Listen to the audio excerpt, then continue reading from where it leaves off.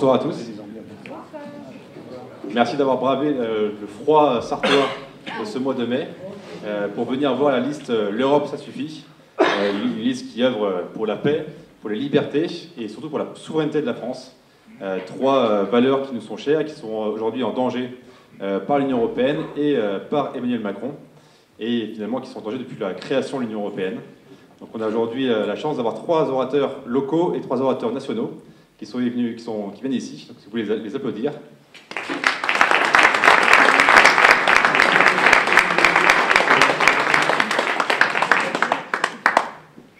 Donc je vais commencer avec Brigitte Dujardin. Donc Brigitte Dujardin, elle est la déléguée départementale de la Sarthe, et aujourd'hui en plus c'est son anniversaire.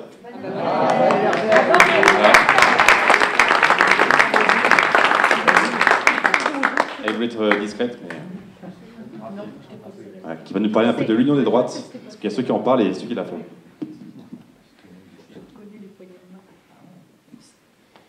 Bonsoir à tous. Donc effectivement, je suis déléguée départementale de Via la Voix du Peuple en Sarthe. Je suis ravie de vous accueillir ici au Mans et d'accueillir Jean-Frédéric, Myriam et Marc. L'union des droites en Sarthe, c'est quelque chose que nous savons faire et que nous avons mis en œuvre depuis plusieurs années maintenant. Et je suis ravie de pouvoir travailler cette année avec les Patriotes. Aujourd'hui,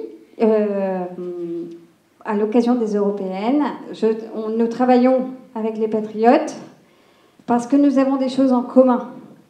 Nous avons entre autres la volonté d'avoir la France au cœur, de se poser la question de la sortie de l'Europe. Et aujourd'hui, c'est déjà l'impératif. Je pense que d'autres en parleront après. Jusqu'à présent, et toujours, puisque nous avons toujours des relations, nous travaillons aussi avec le CNUP, nous savons travailler avec le mouvement conservateur, nous savons travailler avec Reconquête, avec qui on se parle encore, un peu moins pendant les élections, mais cela recommencera après les élections, j'en suis certaine. J'espère que ce sera toujours avec les Patriotes. J'espère que Debout la France nous rejoindra. J'espère que d'autres encore nous rejoindront parce que Via est capable de parler avec tout le monde. L'union des droites, c'est savoir avoir un seul but, c'est la France au cœur. Un seul but, c'est faire en sorte que la France sorte souveraine de l'Union européenne. C'est la France qui va s'occuper aussi de ceux qui en ont le plus besoin. Mais il faut aussi savoir s'occuper de nos compatriotes avant d'aller s'occuper des autres. D'où la paix en Europe. Nous ne voulons pas de guerre. Nous ne voulons pas non plus d'étrangers qui viennent de manière illégale. Ils sont étrangers, ils ne sont pas patriotes. Et c'est ce qui nous unit tous. On a tous cette motivation de vouloir faire avancer notre pays, parce que c'est d'abord notre pays, en s'occupant de nos compatriotes, de ceux qui en ont le plus besoin, et ça c'est la fibre de Via, qui va nous faire avancer et qui va nous permettre de sortir par le haut. Et pour cela, nous avons besoin de tout le monde. Nous avons besoin de savoir travailler ensemble. Il y a quelques années, Jean-Frédéric venait pour les municipales au Mans, et on avait déjà commencé à travailler ensemble avec, à l'époque, il y avait le RN aussi, il y avait le CNUP, moi pour Via, et même d'autres pour Debout la France, qui n'y sont plus, mais c'est pas grave, qui ont changé. Tout le monde on peut faire des choix différents au courant de sa vie. Et Jean-Frédéric était venu en disant il faut avancer, non pas en colonne derrière une personne, mais il faut avancer en ligne, tous ensemble. Il faut continuer à le faire, et le faire de plus en plus. Et plus on le fera, plus on arrivera à prendre le pouvoir et à pouvoir changer la France et regagner ce que nous avons perdu depuis les 40 dernières années, c'est-à-dire notre souveraineté. Donc l'union des droites, c'est quelque chose qui est important. C'est d'abord important en local, puisque nous avons les européennes, donc nous allons avoir besoin de travailler tous ensemble, parce qu'il faut communiquer, il faut parler. Il va falloir, si chacun peut donner quelques heures, eh bien, pour aller coller les affiches sur les panneaux électoraux, il va falloir le faire. Et c'est ce qui nous permettra de gagner, communiquer sur les réseaux sociaux. Merci André qui diffuse en direct sur YouTube. Il va falloir aussi ensuite travailler ensemble dans les élections municipales par la suite. Car je suis sûre et certaine que c'est en s'unissant tous que nous allons avoir des sièges, que nous allons pouvoir travailler dans les municipalités et plus tard au niveau des départements et des régions pour avancer. Donc, je vous souhaite une bonne soirée et je vais repasser la parole. Merci Brigitte. Oui. C'est vrai que j'ai oublié de remercier TVMN Sarthe, qui est, voilà, grâce à André, on a en direct sur YouTube la réunion d'aujourd'hui. Donc l'Union, c'est plusieurs parties, donc c'était VIA, mais c'est aussi les Patriotes. Brigitte était avec les Patriotes sur les ronds-points et dans les manifs pendant la crise Covid. Aujourd'hui, donc, on n'avait pas de sa collègue qui gérait les Patriotes en Sarthe, qui est parti pour des raisons de familiales et qui aujourd'hui est remplacé au pied levé par Joël Arpin, qu'on peut accueillir et applaudir.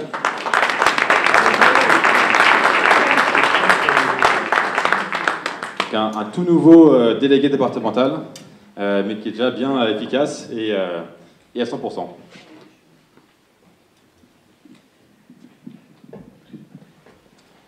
Merci. Mesdames et messieurs, comme vous le savez, l'Europe, ça suffit. Donc il faut tourner la page de cette Europe qui nous détruit. Merci d'être venus si nombreux.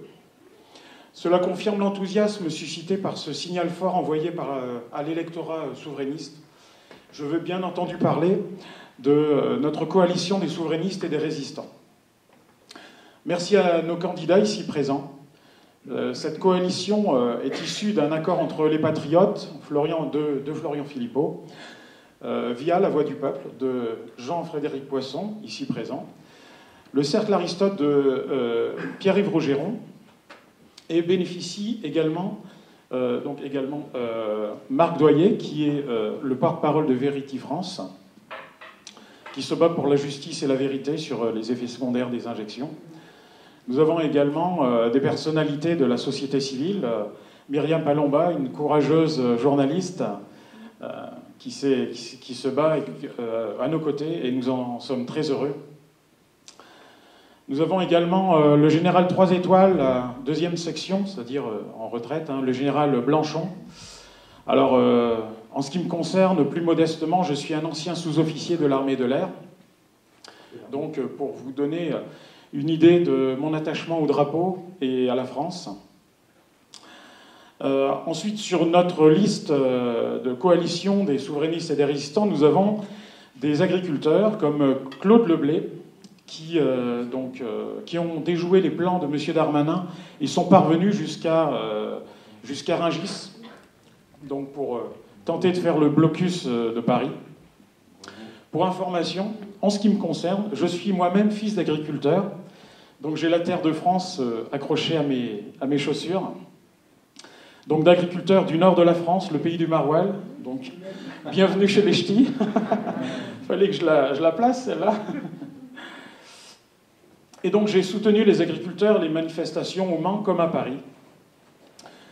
Alors sortir de cette union euro-germanique pilotée par l'État profond américain à Washington, c'est une priorité, un préalable à la récupération de toutes nos libertés. Liberté monétaire, par la sortie de l'euro. À ce titre, les économistes Jacques Sapir et Philippe Murer ont démontré que c'était possible et parfaitement viable. Liberté agricole, en mettant fin aux accords de libre-échange et à la concurrence déloyale interne à l'Union européenne. en bloquant les produits agricoles ukrainiens, en rétablissant les prix planchers pour assurer un revenu décent pour nos agriculteurs, en supprimant la PAC et ses normes absurdes telles que le taux de jachère obligatoire et ses contraintes administratives, bâtir une véritable souveraineté alimentaire par un patriotisme économique favorisant les produits français et les circuits courts. Et nous bannissons également les insectes et les larves de notre alimentation. Il est hors de question qu'on ait toutes ces cochonneries dans notre alimentation. Retrouver nos libertés par le Frexit.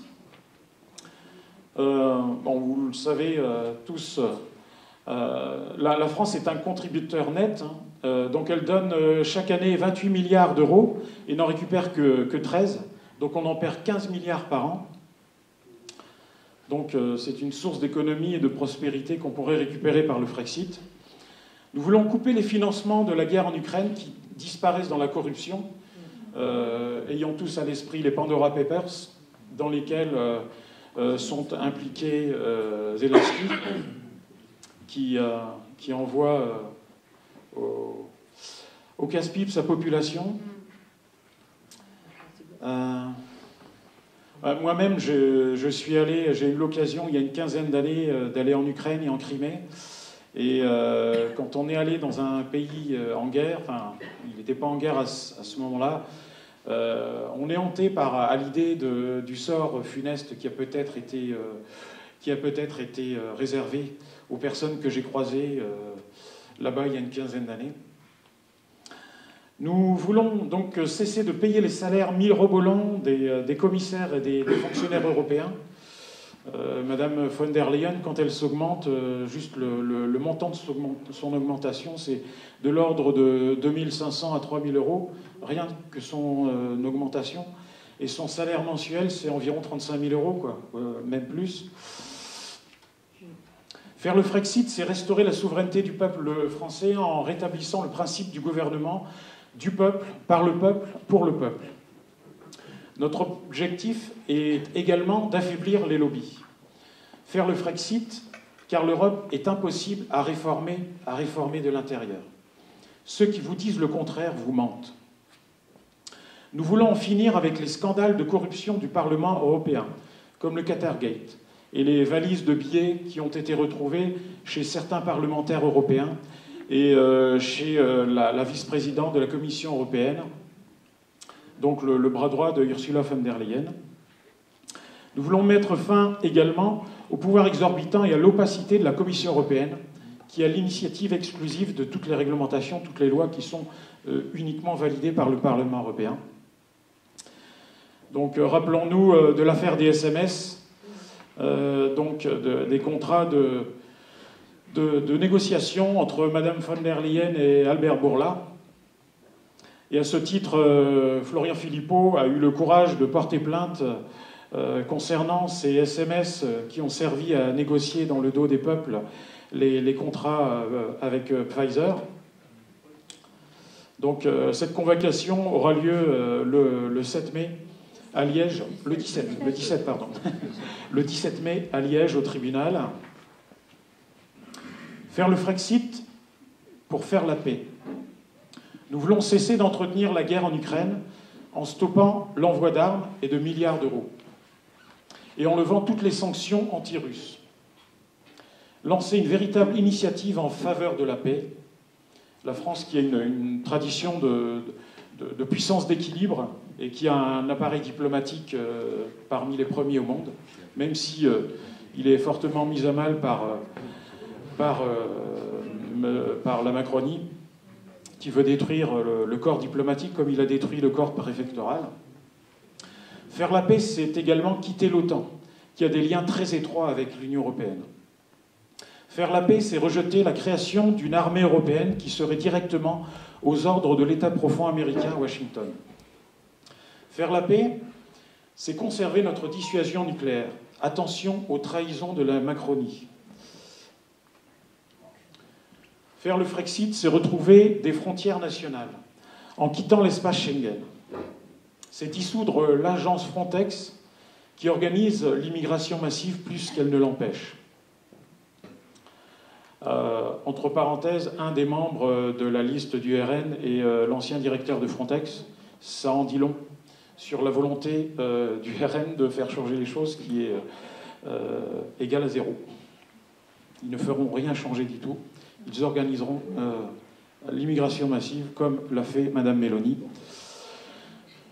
Faire le Frexit, c'est échapper au pacte migratoire imposé par l'Union européenne qui taxera de 20 000 € d'amende par migrant les municipalités qui refuseront de les accueillir. Faire le Frexit, c'est quitter la Cour européenne des droits de l'homme qui nous empêche d'avoir notre propre politique migratoire. Faire le Frexit, c'est renvoyer les clandestins chez eux et appliquer les OQTF. Rappelons le sort funeste de la petite Lola qui a été massacrée par une femme qui était sous OQTF. Faire le Frexit, c'est protéger notre modèle social et nos services publics, en mettant un terme au plan d'austérité imposé par les critères de Maastricht. Nous voulons et nous pouvons baisser l'âge de la retraite également, pour protéger et rétablir notre modèle social, qui est une de nos grandes traditions. On parle souvent du gaullisme social. Nous voulons également rétablir les monopoles publics dans le rail et l'électricité. À titre personnel, je suis cheminot depuis près de 23 ans, donc j'ai vu la dégradation de l'entreprise et la voir taillée en pièces par les paquets ferroviaires imposés par l'Union européenne, une fois de plus. Faire le Frexit, c'est renationaliser les autoroutes qui font partie du patrimoine des infrastructures des Français. Les Français les ont payées et les ont même parfois fabriquées eux-mêmes. Ils les ont construites. Nous voulons également protéger les plus fragiles en matière de santé, augmenter les lits d'hôpitaux et rembourser les médicaments bien mieux que ce que la Macronie a fait jusque-là, qui s'est engagé sur la voie du déremboursement des médicaments. Et protéger les plus fragiles, c'est s'occuper du retour à l'emploi. Donc les indemnités chômage ont été rabotées par l'Union européenne et la Macronie a obéi bien sagement aux directives de l'Union européenne. Et bon, même si je n'aime pas forcément me mettre en valeur, mais bon, comme je suis nouveau référent départemental, à titre personnel, concernant la protection des plus fragiles, et je suis un ancien syndicaliste de Sudrail, et donc j'ai eu des responsabilités dans un CHSCT, Comité Hygiène, Sécurité et Conditions de Travail. Donc j'ai été amené à protéger, à prendre soin de mes collègues en déposant des droits d'alerte et en affrontant la direction des établissements parfois. Et le syndicalisme, quoi qu'on en pense, c'est une bonne école pour faire de la politique. Faire le Frexit, c'est préserver la liberté d'expression sur les réseaux sociaux. Rappelez-vous du règlement DSA qui n'a pas fait l'objet d'un vote contre de la part du RN. Ils se sont courageusement abstenus. Il faut bien s'en souvenir, le 9 juin. Faire le Frexit, c'est refuser l'identité numérique. C'est garantir l'argent liquide et refuser l'euro numérique. Faire le Frexit, c'est ne plus jamais reproduire le pass sanitaire. Faire le Frexit, c'est refuser les transferts de souveraineté en matière de santé. Et la souveraineté, elle est pleine et entière, et elle ne peut pas être une réalité, une demi-réalité. C'est comme une femme, soit elle est enceinte, soit elle n'est pas enceinte. Elle ne peut pas être à moitié enceinte. La souveraineté de la France, c'est pareil.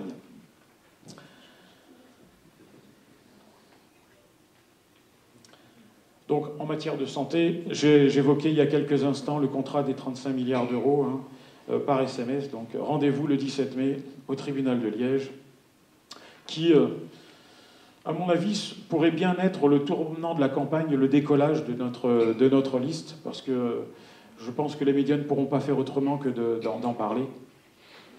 Donc, Madame von der Leyen et Monsieur Bourla sont appelés à la barre au tribunal de Liège le 17 mai. Faire le Frexit, c'est lutter contre l'inflation et le coût de la vie, en quittant le marché européen de l'électricité, en mettant fin aux sanctions économiques stupides contre la Russie. Nous voulons résoudre la crise du logement en desserrant les contraintes environnementales qui sont imposées. Et les bailleurs ne peuvent plus louer des logements qui, soi-disant, sont insuffisamment isolés. Donc, résultat, nos concitoyens, nos compatriotes ont du mal à se loger. Et le logement est de plus en plus cher à la location comme à l'achat. Faire le Frexit, en faisant le Frexit, on abandonnera également l'euro, j'en parlais également, et nous reviendrons à une monnaie nationale afin de retrouver la compétitivité de notre économie.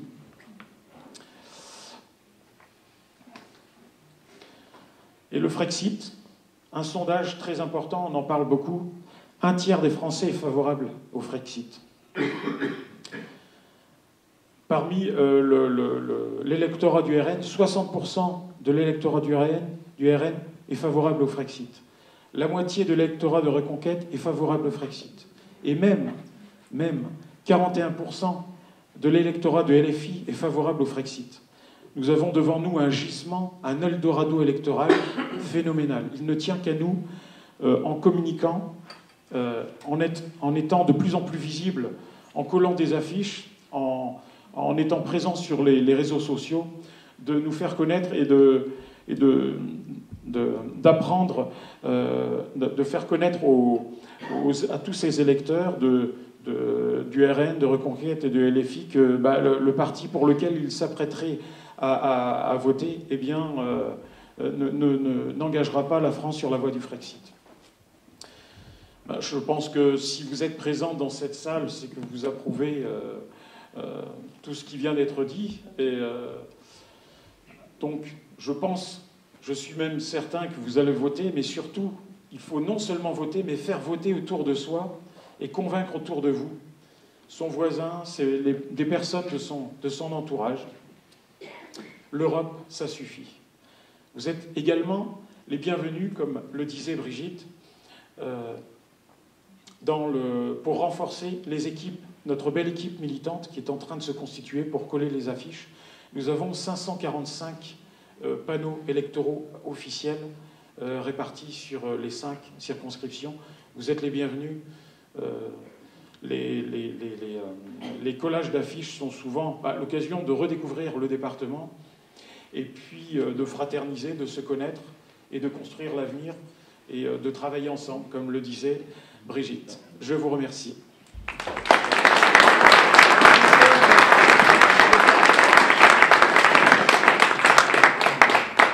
Merci Joël. Brigitte et Joël, du coup les Sartois qui nous accueillent. Donc voilà, allez les voir à la fin, n'hésitez pas à leur parler pour prendre leur numéro et les harceler pendant les 2 mois de campagne. Voilà, pour aller coller partout, tracter partout. Alors ici on est en Sarthe, on est très chauvin, mais on a quand même accueilli les voisins. Donc la Mayenne s'est fait porter pâle, mais on a le Maine-et-Loire qui est là. Donc Jean-Yves Reynaud, qui est le délégué départemental du Maine-et-Loire, qui vient aussi nous parler de la liste L'Europe, ça suffit. Bonjour à tous, je suis vraiment très heureux d'être ici, comme je le serai, comme je le suis habituellement avec les délégués des Patriotes dans le Maine-et-Loire. Alors je voudrais vous juste un petit mot, on m'a demandé de parler de souveraineté, alors je vais y aller par un chemin qui peut éventuellement surprendre, mais à mes yeux, enfin on verra votre réaction. Comme moi, vous savez que la famille constitue un espace dans lequel se vivent au quotidien les valeurs humaines de liberté, de responsabilité, de solidarité, d'écoute, de don de soi, de sociabilité, d'engagement et de transmission. Chacune des familles constitue un espace naturel de souveraineté, puisque fondée sur l'union libre d'un homme et d'une femme, par conséquent souverains de leur choix. Or, la famille, comme vous le savez, depuis de nombreuses années, ne cesse d'être maltraitée par une politique qui n'est plus familiale et par un État qui ne la protège plus et même la combat. Cette maltraitance de la famille s'accompagne entre autres de libertés individuelles et collectives de plus en plus réduites, d'un étatisme inquisiteur, d'un effondrement des corps intermédiaires, d'une migration galopante, d'une aggravation des violences en tout genre et d'une souveraineté de la nation combattue par les européo-mondialistes. Famille et nation, un même combat humain, culturel et j'ose dire charnel, celui des héritiers et des bâtisseurs enracinés dans le concret de la vie. Combien sont vraies ces déclarations de Saint Jean-Paul II? Aucun homme n'est souverain dans une nation occupée, opprimée ou dominée. Il existe une souveraineté fondamentale de la société qui se manifeste dans la culture de la nation. Il s'agit de la souveraineté par laquelle l'homme est suprêmement souverain. Et une autre citation qui va peut-être davantage vous parler, qui est « Protégez la nation comme la prunelle de vos yeux ». Cerise sur le gâteau, si j'ose dire, pour les européo-mondialistes, serviles à l'agenda US, recherchent la guerre plutôt que la paix, le chaos plutôt que l'ordre. Ne laissons pas les européo-mondialistes, d'ici et d'ailleurs, dérouler leur agenda mortifère.